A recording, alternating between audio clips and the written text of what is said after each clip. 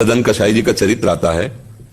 वो कसाई कुल में जन्म लिए थे, इसलिए कसाई वाड़े से मांस ला के बेचते थे और खूब भजन करते थे। महात्मा थे वो, काम उनका वो था, इसलिए करते थे। तो एक बार वो भगवान के दर्शन, जगन्नाथ जी के दर्शन के लिए चले। पहले प्राय पैदल ही यात्रा होती थी। तो एक गांव में गए, संत भाव में थे, भिक्षा मांग करके। जो भजन करने वाला होता है, इसमें भागवती का आकर्षण होता है। बिना वो ट्यूब लगाए वो आकर्षण होता है। ये जो ट्यूब लगा के आकर्षण होता है, इतना जो गुड़ी होता है, संतों को भागवती का आकर्षण होता है। उनका रूप भले तुमको ऐसे बिगड़ा दिखाए, लेकिन ऐसा लगता है मैं इनको देखता रहूं, इनसे बात करता रहूं, मतलब एक आकर्षण होता है, भागवती का आकर्षण होता है।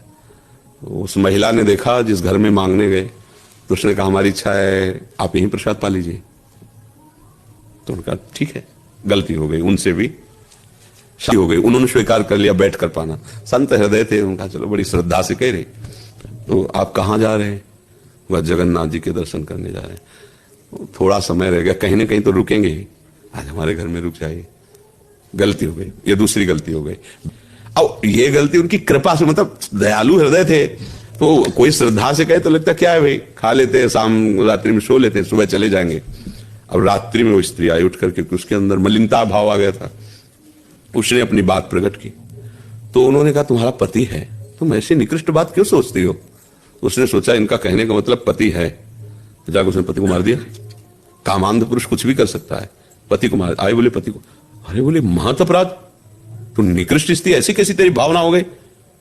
कस के दबकाया और बाहर निकलने लगे। तो उसने रोका, उनका समझते हो अगर मैंने शोरगुल मचा दिया तो तुम जिंदा नहीं रहोगे यहां से।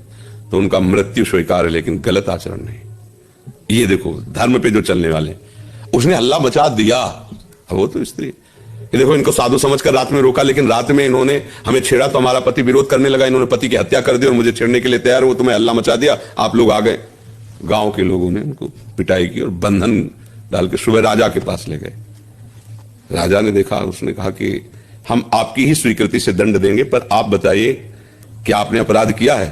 तो संतों की भाषा समझना केवल संत ही समझ। तो उनका बिना अपराध के दंड कैसे हो सकता है? कोई न कोई अपराध तो होगा, इसीलिए भगवान ने मुझे पवित्र करने के लिए दंड दिया है। अब वो समझ नहीं पाए इस भाषा को। वो संत है, वो समझते कोई न कोई पाप किसी जन्म का तो है ही जो हमें फंसा के पिटवा रहा है। तो उन्होंने कहा कि इनके हाथ काट लिए जाए। दोनों हाथ काट लिए गए सदन जी के और छोड़ दिया जाए। साधु है इसलिए इतना करके छोड़ दिया। हाथ काट लिए गए दोनों। जगन्नाथ जी रुके नहीं और जगन्नाथ जी के सामने जाके कहा आप तो सब जानते हैं ना, पर प्रणाम करने की इच्छा थी पर हाथ ही नहीं है। तो अब प्रणाम करने के लिए, दंडवत करने के लिए हाथ का भी तो सारा चाहिए ना, चाहे पंचांग चाहे साष्टांग। और पहली मुद्रा तो प्रणाम की यहीं से शुरू होती है, हाथ जोड़ा फिर लेट गए ऐसे। तो जी ही ऐसे जोड़ने के लिए किए तो नए हाथ जग गए। हष्ट पुष्ट तेज संपूर्ण जागृत हो गया। जो वो मारपीट हुई है, एकदम स्वस्थ शरीर, तेजस्वी। धर्म से चलने वाले की थोड़ी सी आपको लगेगा कि डाउन हो रहा है, कभी डाउन नहीं हो सकता।